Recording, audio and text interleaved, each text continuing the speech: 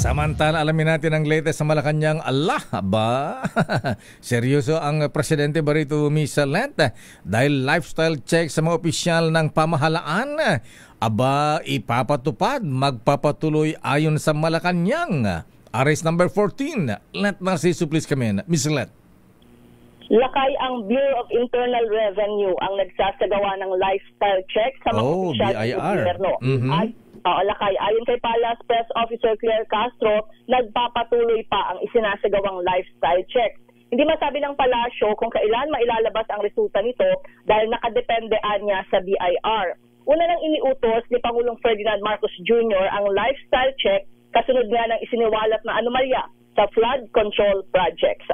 Samantala, mamayang hapon, Lakay, ay bisita ni Pangulong Marcos sa Malacanang ang Speaker ng Hungarian National Assembly na si Laszlo Kövér. Pangunahan rin ng Pangulo ang panunumpa sa tungkulin ng Malacanang Press Corps at iba pang media group sa palasyo. Lakay? Aba, teka muna, bago ang panunumpuan ninyong mga members ng Malacanang Press Corps, ayan. Abay, bakit BIR ang gumagawa ng lifestyle check? Di ba dapat ombudsman yan o department heads? Ayan, kasama ba sa lifestyle check yung mga madalas na biyahe ng mga cabinet members? Oo, pwede rin, Lakay, ang ombudsman at lahat ng departamento. Di ba yun yung naunang utos na mag-initiate na kahit yung kanya-kanyang ahensya? Ayan, o nga abay baka dapat siguro, alam mo na, alala natin ang dating Pangulong Erap Estrada may executive order nung araw di ba, Sec Boying, abay kailangan magtipid ang mga opisyal ng gobyerno. Naalala ko nung mislet si Manang Milky yata naka-assign sa Malacanang na reporter natin. Bawal ang mga expedition nung araw, yung mga malalakas sa gasolina, ha? Kaya matatawa ka, abay, yung mga cabinet secretary nung araw, nung panahon ni Erap, biglang naka-Toyota Innova. Ayan, ang sumuway lang yata nun si Secretary, sino nga ba yung sa DepEd nung araw, ha? Abay, yung Tagalasal, ayan, abay, siya lamang ang hindi sumunod.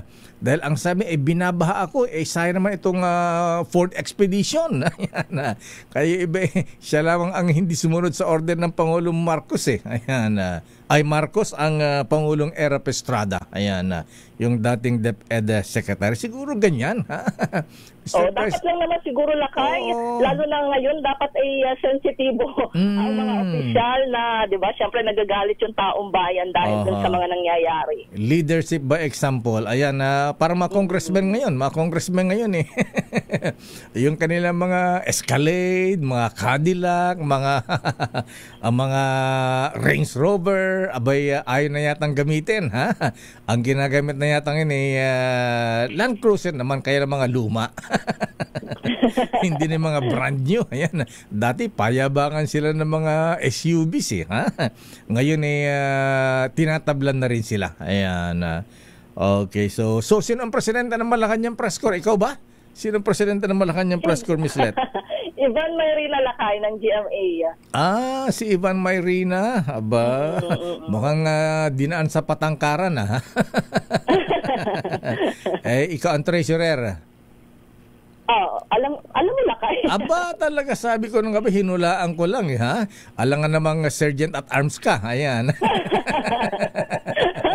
So ikaw pala ang treasurer. Ayan, congratulations sa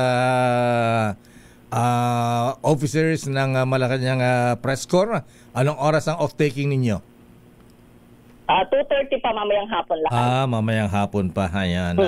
Pagka ba may off-taking na ganyan, may pamerienda ba ang presidente? Malaman natin mamaya. Gano'n. Akala ko wala, umira naman pagiging nakarmat. Dapat may may blowout man lang sa pamerienda sa mga Malacanang Press Corps. Ayan. Meron siguro mga pika-pika, Lakay. Kadalasan gano'n kasi kapag may mga event. Ayan, sagot na rin ni Press Secretary Dave Gomez, huwag kayong mag-alala. Ayan. Okay, maraming salamat, Miss Leta, mula sa Malacanang.